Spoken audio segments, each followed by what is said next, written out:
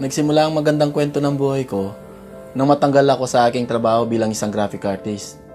Nag-self-study ako ng web design and development. Unti-unti naman ako nakakuha ng mga projects. Nung una, kumita naman ako sa mga projects na yon. Pero nung tumagal, hindi na rin naging sapat ang kinikita namin. Kaya napilitan kaming ibenta ang kotse namin para magtayo ng fishball cart. Sa di inaasahang pagkakataon, di rin naging maganda ang kita sa fishball cart namin. Kaya kinailangan ko ulit maghanap ng regular na trabaho.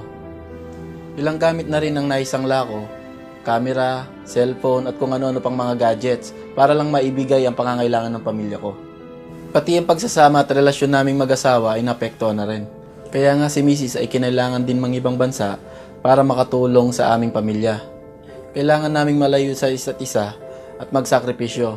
Pati relasyon namin at pagsasama ay naapektuhan na rin. Inimbitahan ako ni Sir Edley sa BWL at sumali naman ako.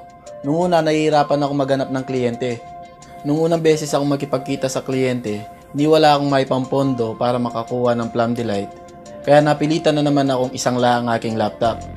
Lingid sa aking kaalaman, yun na pala ang huling beses kong magsangla. Naisip kong i-market sa Facebook ang Plum Delight at simula noon hindi na ako nawalan ng inquiries at mga orders. Mula noon, sunod-sunod ng mga orders ng mga kliyente ko. Ginugol ko yung oras ko sa pagpapalago ng naumpisan ko sa BWL. Madalas kong iwan ang mga bata sa lolo at lola nila dahil ginagabi ako ng uwi. Yun ang mga sakripisyong kailangan kong gawin.